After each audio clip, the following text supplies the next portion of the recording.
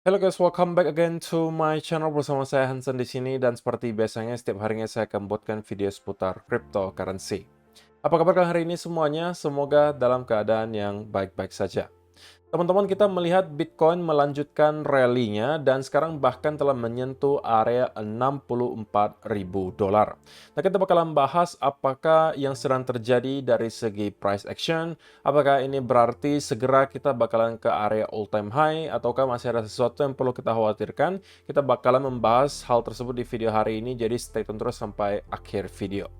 Nah, sekarang kita bakal mulai dari CoinMarketCap terlebih dahulu. Per hari ini secara global market cap crypto berada di angka 2,37 triliun dolar atau naik sekitar 3,53%. Nah, di top 10 coin sendiri kita juga melihat keadaannya semuanya hijau, kenaikannya ranging antara 1, sekian persen hingga kurang lebih 6%. Dan menjadi top performer hari ini adalah Dogecoin dengan kenaikan 6,92% ke 0,1261 dolar. So, itu adalah outlook sementara dari beberapa top coin yang ada. Sekarang kita langsung aja masuk ke beberapa data dan berita terbaru hari ini. Nah, yang pertama teman-teman, ini mungkin juga menjadi salah satu alasan kenapa kita melihat Bitcoin melanjutkan rally-nya. Salah satunya ya teman-teman, yaitu adalah BlackRock CEO atau CEO-nya BlackRock bernama Larry Fink. Baru saja diwawancarai di CNBC, teman-teman.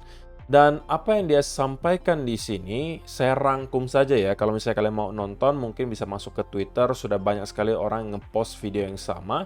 Intinya yang disampaikan adalah dia menyampaikan, dulu saya merupakan seseorang yang skeptis terhadap Bitcoin. Gitu ya, semua orang tahu akan hal itu. Tetapi setelah saya mempelajari Bitcoin, saya berubah opininya. Dan sekarang saya mempercayai dan menjadi seorang believer bahwa Bitcoin adalah sebuah aset yang baik. Itu adalah inti yang disampaikan, teman-teman. Nah, perlu kalian ketahui, teman-teman, Larry Fink, seorang CEO BlackRock, tentunya statementnya tidak bisa dianggap remeh. Terutama mungkin untuk investor-investor yang sudah mungkin 40 atau 50 tahun, yang mungkin jauh lebih tua daripada kita, yang lebih mempercayai omongan-omongan para ketua-ketua TradFi. Salah satunya adalah institusi bernama BlackRock, yang tentunya merupakan salah satu institusi terbesar di dunia. Jika Larry Fink saja bullish untuk Bitcoin, gitu kan, kenapa mereka tidak? Dan ini adalah tentunya sebuah suntikan sentimen yang sangat positif, teman-teman. Bahwa kita melihat ada marketing langsung dari CEO salah satu institusi terbesar di dunia. Kenapa dikatakan marketing? Karena dia selalu mengatakan bahwa dia percaya akan Bitcoin sekarang. Jadi di-endorse Bitcoin-nya. Tanpa kita perlu capek-capek, sekarang di-endorse oleh Larry Fink. Jadi, ini adalah satu hal yang menurut saya sangat positif, teman-teman. Dan selain hal tersebut, kenapa market kembali melanjutkan rally-nya? Ya karena kita tahu bahwa sentimen market cryptocurrency itu bisa dengan sangat cepat berubah apabila ada katalis-katalis yang baru. Baru saja mungkin beberapa hari yang lalu kita membahas bahwa cepat atau lambat, FUD seputaran pemerintahan Jerman dan juga Mt. Gox yang bakalan jualan, itu akan dilupakan teman-teman. Dan digantikan oleh katalis-katalis lainnya yang saya katakan pada saat itu terlihat semuanya sekarang positif, rumor-rumor yang ada. Kita tahu seminggu terakhir ini banyak sekali rumor positif yang muncul, mulai dari awalnya FTX yang bakalan katanya mengembalikan semua uang penggunanya, kurang lebih ada belasan bilion dolar yang sekarang tertahan, teman-teman. Bayangkan, belasan bilion dolar kalau kembali ke market dan dibelikan ke dalam bentuk altcoin, tentunya itu bisa menjadi sebuah suntikan dana yang sangat besar. Itu adalah rumor pertama. Yang kedua, teman-teman, perlu kalian ingat bahwa salah satu calon presiden Amerika Serikat bernama Donald Trump, ya kan? Dia pro terhadap cryptocurrency. Dan chance atau kesempatan dia memenangkan kontestasi Pilpres di Amerika Serikat itu cukup besar. Kemudian yang ketiga adalah merupakan Ethereum ETF. Rumor soal Ethereum ETF yang segera bakalan aktif bertransaksi. Dan hari ini kita mendapatkan updates untuk rumor tersebut. Bahwa terlihat memang benar SEC kemungkinan besar teman-teman bakalan memberikan approval untuk beberapa ETF aktif bertransaksi di Selasa depan. Artinya dalam kurun waktu 1 minggu ke depan, kita bakalan melihat Ethereum ETF aktif bertransaksi. Oke? Kalau misalnya kalian mengatakan itu semuanya kan hanya sekedar rumor kok, sebentar aja juga dilupakan. Ya saya setuju gitu, tapi perlu kalian tahu teman-teman, yang ngedrive harga Bitcoin itu biasanya memang adalah rumor berikutnya. Sama seperti ketika kita lihat 3 atau 2 minggu yang lalu, ketika rumor Mt. Gox baru muncul, kita melihat market tiba-tiba sentimennya menjadi bearish. Ditambah lagi pemerintahan Jerman yang dirumorkan bakalan menjual. Dan pada akhirnya memang benar menjual sih, dan itu juga membuat market kembali dalam keadaan sentimen yang lebih bearish lagi. Mt. Gox ditimpa dengan pemerintahan Jerman yang juga menjual. Tapi rumor-rumor yang ke depan teman-teman, itu semuanya rata-rata positif saya lihat. Nah, selain Ethereum ETF yang terlihat sebentar lagi juga akan aktif bertransaksi, Larry Fink yang terus nge-endorse Bitcoin, kita juga melihat calon presiden Amerika Serikat, salah satunya Donald Trump, itu juga telah pro terhadap Bitcoin, dan dia juga memilih calon wakil presiden yang juga diisukan pro terhadap cryptocurrency. Nah, kalau kalian tidak suka yang rumor, sukanya yang fakta, nah ini adalah fakta teman-teman, bahwa spot Bitcoin ETF dalam beberapa hari terakhir juga mendapatkan inflow yang angkanya tidak kecil. Bahkan kemarin kita melihat ada pembelian sebesar 4.610 Bitcoin atau kurang lebih 293 juta dolar dalam bentuk Bitcoin. BlackRock menambahkan 1.840, ARK Invest 1.850, Fidelity 570, Bitwise 240, sedangkan GBTC itu holds, alias tidak ada penjualan di sana. So, untuk sementara teman-teman, semua rumor, katalis, dan juga fakta itu mendukung tesis bahwa Bitcoin bisa saja telah menyelesaikan koreksi dan bersiap untuk membentuk high baru atau all-time high yang baru. Walaupun mungkin tidak dalam waktu yang singkat, teman-teman, tapi at least semua yang kita baca dan kita lihat dalam beberapa waktu ke depan itu harusnya positif untuk kripto secara keseluruhan.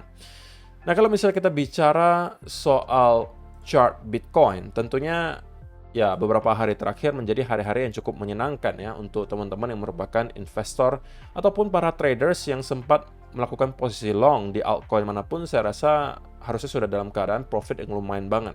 Setidak-tidaknya mungkin 20-30% profitnya.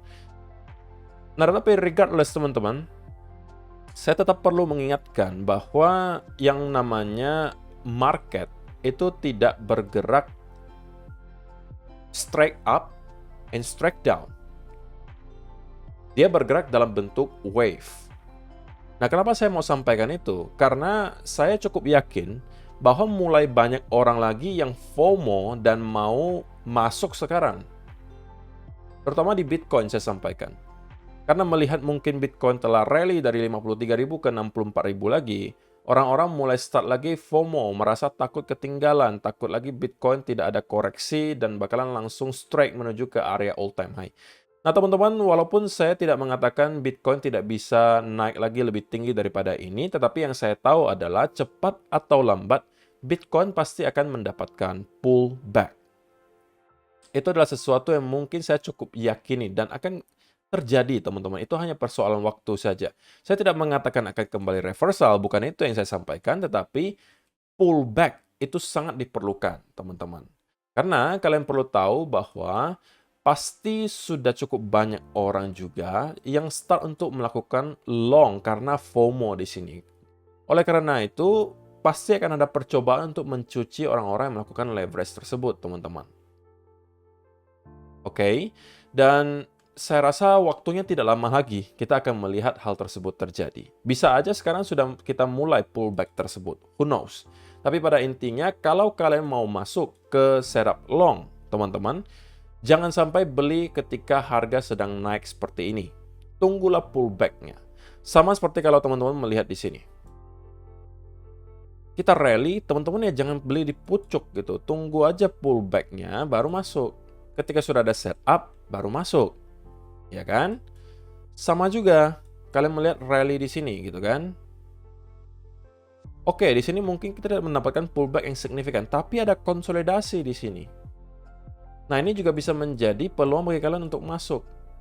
Jadi, kalau misalnya teman-teman mau masuk, antara tunggu pullback gitu ya, seperti yang mungkin terjadi di sini, atau tunggu ada konsolidasi panjang nih, membentuk bullish continuation pattern. Dari sana teman-teman baru start masuk. Kalau misalnya kalian masuk dalam keadaan seperti ini, Bitcoin-nya, maka kalian berpotensi membeli di local top gitu loh. Dan itu tentunya kalian tidak harapkan lakukan kan? Kalian nggak mau membeli di local top. Nah, saya tidak menyarankan banget teman-teman untuk long di sini. Justru gitu ya, kita melihat bahwa kenaikan yang terjadi di Bitcoin sekali lagi, momentumnya start berkurang. Bukan berarti kita akan kembali reversal ya teman-teman, tapi kita sepertinya sudah perlu yang namanya pullback. Dan saya cukup meyakini dalam waktu dekat kita akan melihat pullback tersebut terjadi. Ya kalau naik terus saya juga tidak ada masalah teman-teman, toh saya sudah punya spot back. Tapi saya harus tetap realistis, karena saya bukan hanya seorang traders, tapi saya juga kadang-kadang melakukan short term trade atau menjadi seorang traders. Jadi kalau misalnya sebagai seorang trader, cara bermainnya berbeda dengan investor. Kalau misalnya investor, saya tidak peduli apa yang terjadi di Bitcoin sehari-hari, teman-teman. Yang perlu saya tahu apakah 1 atau 2 tahun ke depan dari sekarang, Bitcoin bakalan harganya lebih tinggi daripada sekarang. Kalau jawabannya iya, ya sudah selesai. Tapi kalau traders, ya kita kan based on momentum. Kalau misalnya ada momentum, ada setup, baru kita bisa masuk. Nah, kalau misalnya teman-teman merupakan traders, maka sekarang bukan saat yang tepat untuk langsung tiba-tiba menekan long. Karena menurut saya tidak ada alasan untuk itu. Yang ada, teman-teman perlu yang namanya pullback terlebih dahulu. Kalau misalnya kalian mendapatkan ada pullback, diikuti misalnya kalian mendapatkan ada continuation pattern di sini, nah itu mungkin baru bisa teman-teman kembali manfaatkan. Tapi kalau belum ada, ya please jangan sampai kalian FOMO di sini, teman-teman. Saya pengen ingatkan berkali-kali supaya semoga ya bisa membantu dan tidak ada yang terjebak di sini. Cepat atau lambat pullback-nya akan datang, dan saya merasa bahwa hal tersebut bisa kita lihat dalam beberapa hari ke depan maksimal, atau bahkan bisa kita mulai hari ini. Oke, pullback itu tidak berarti harus kembali ke 60 ya teman-teman, bisa aja kembali ke sekitaran area 63 atau bahkan 62.000, baru kita rebound lagi dan start untuk kembali building momentum, bisa aja. Tapi semacam pullback itu saya rasa diperlukan untuk sekarang. Jadi kesimpulannya, kalau untuk short term teman-teman, saya justru melihat akan ada pullback terjadi di sini. Terutama kalau kita sudah breakdown di bawah area trendline ini akan men-trigger sebuah koreksi yang cukup dalam saya rasa, nyampe ke kurang lebih area 63.800 itu minimal sebagai area major support. Dan kalau misalnya itu break, kita bisa expect akan ada retest ke sekitaran area 63.000 atau bahkan 62.300-an. Gitu ya. Jadi untuk teman-teman yang belum sempat masuk ke setup manapun, please tunggulah dulu setup berikutnya datang. Kalau misalnya kalian yang hobi scalping, mungkin ini adalah bisa menjadi salah satu setup bagi kalian untuk short di area ini. Kalau misalnya kita breakdown, ini bisa menjadi trigger bagi kalian untuk short. Tapi kalau misalnya kalian tetap berfokus untuk long, ini bukan saatnya. Dan tunggulah setup berikutnya untuk muncul. Tapi in the end of the day, teman-teman, daily candle kita telah closing dengan sangat meyakinkan kembali di sekitaran area 64.700. Saya rasa saya bisa mengatakan bahwa 60.000 kali ini kemungkinan besar akan kembali kita flip menjadi area support. Dan saya rasa chance-nya cukup besar bahwa setidak-tidaknya kita akan kembali nge-retest ke area 66 sampai 67.000 setidaknya, teman-teman. Tapi itu tentunya perlu proses, kita perlu pullback terlebih dahulu, baru mungkin start untuk kembali rally ke atas dan nyentuh ke area tersebut. Kalau kita berhasil break di atas area 67.000, saya rasa akan dengan sangat cepat kita akan kembali ke area all time high, atau bahkan break di atas area all time high dan menuju fase price discovery. So, saya rasa itu aja sih yang perlu saya sampaikan di video hari ini, teman-teman. Terima kasih untuk kalian yang telah menonton sampai selesai. Semoga bermanfaat untuk kalian semua. See you in the next video. Bye-bye.